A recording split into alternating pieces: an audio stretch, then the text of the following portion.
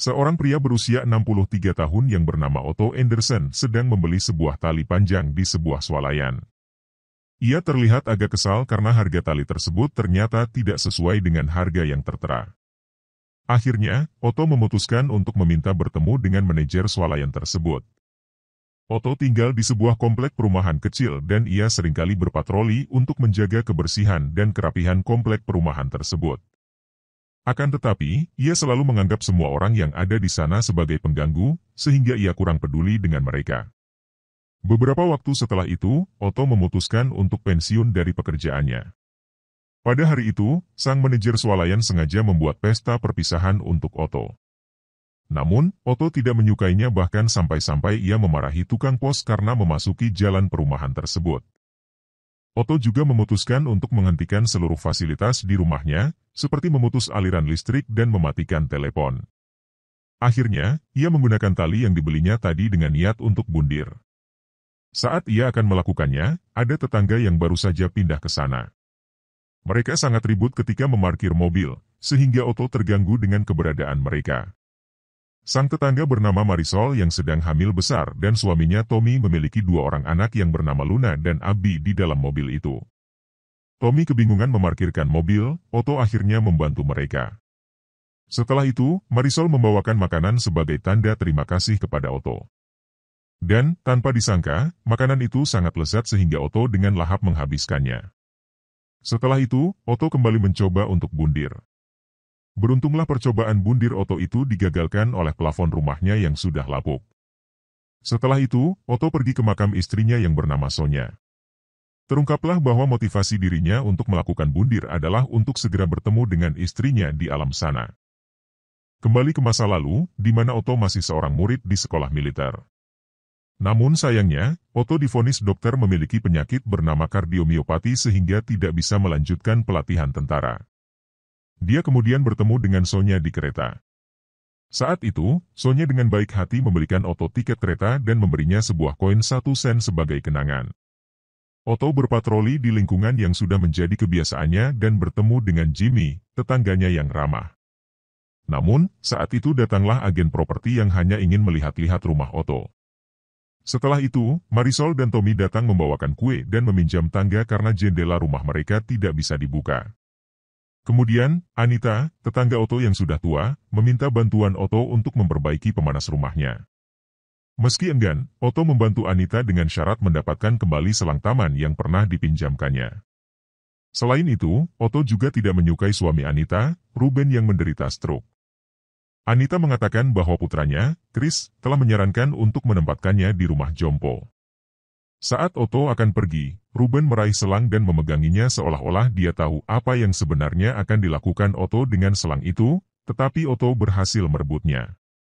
Ketika berada di mobilnya di garasi, Otto mencoba bundir lagi dengan cara meracuni dirinya menggunakan karbon monoksida melalui selang.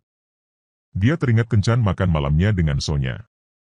Otto tidak memesan makanan dan akhirnya mengaku bahwa dia merasa tidak punya masa depan karena tidak bisa bergabung dengan tentara. Dia juga mengeluh karena susahnya mendapatkan pekerjaan. Dia sudah siap jika Sonya tidak ingin berhubungan lagi dengannya. Namun, Sonya membuktikan cintanya dengan mencium Otto di depan para pengunjung lainnya yang menyoraki mereka. Saat Otto hampir tewas, Marisol tiba-tiba menggedor-gedor pintu garasi karena Tommy jatuh dari tangga dan sudah dibawa ke rumah sakit. Dia ingin Otto mengantarnya karena Marisol tidak memiliki SIM. Otto bingung dengan permintaan tersebut, namun akhirnya dia tetap membantu mereka. Di rumah sakit, Otto duduk bersama Luna dan Abi untuk membacakan cerita dengan suara lucu. Mereka memanggilnya, Abuelo Otto, atau Kakek Otto. Mereka didekati oleh badut rumah sakit bernama Beppo. Dia meminta koin untuk pertunjukan sulap. Otto memberikan koin Sonya dan memintanya kembali ketika selesai. Tapi saat selesai, Otto melihat bahwa badut itu menukar koinnya. Otto marah dan mulai menyerangnya yang membuat Beppo menangis. Untungnya staf rumah sakit menengahi mereka. Otto kemudian membawa keluarga itu pulang, dan Marisol melihat dia sedikit tersenyum. Keesokan paginya, Marisol menemukan kucing yang hampir mati tergeletak di salju. Dengan bantuan dari Jimmy dan Otto, mereka menghangatkan kucing itu, dan Jimmy membawa kucing itu. Otto pergi ke stasiun kereta api sambil mengingat saat dia lulus kuliah dan melamar Sonya. Otto berjalan menuju rel kereta, seolah-olah bersiap untuk bundir.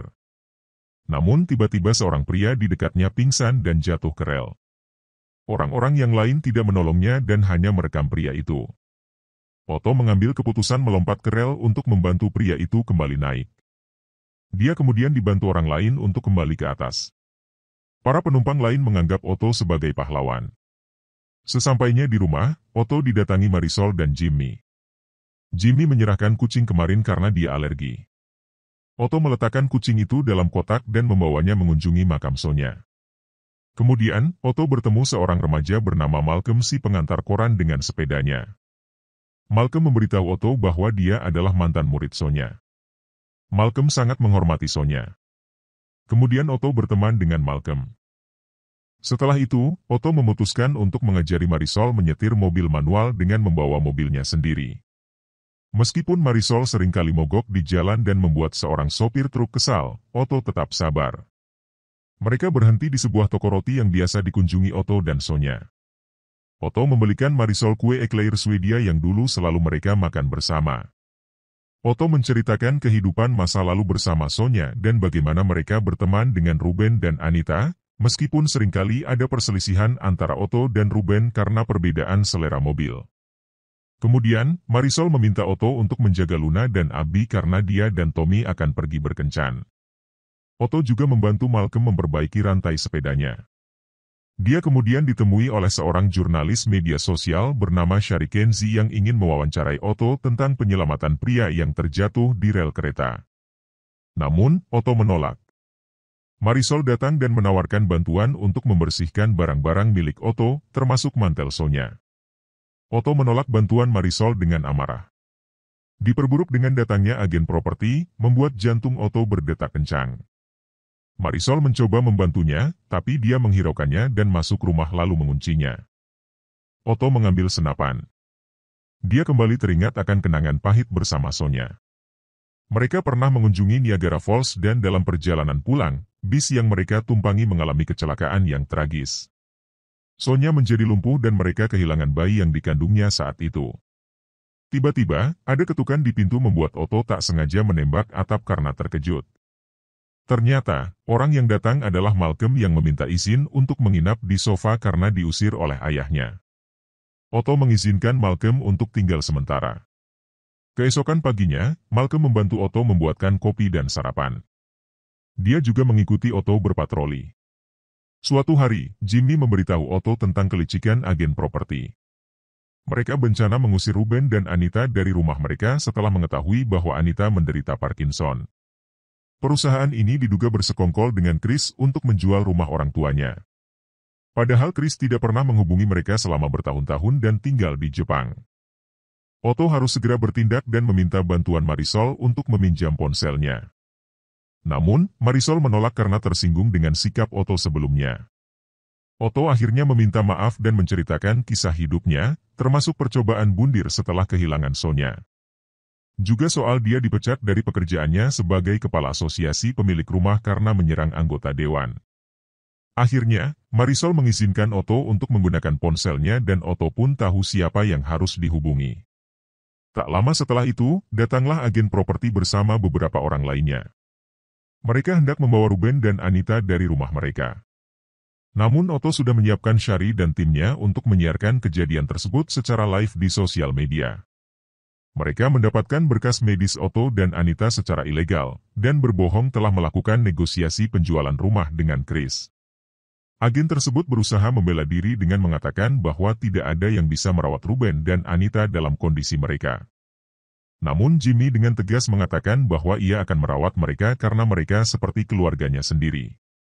Akhirnya, agen tersebut terpaksa pergi demi nama baik mereka. Tiba-tiba, Otto jatuh pingsan.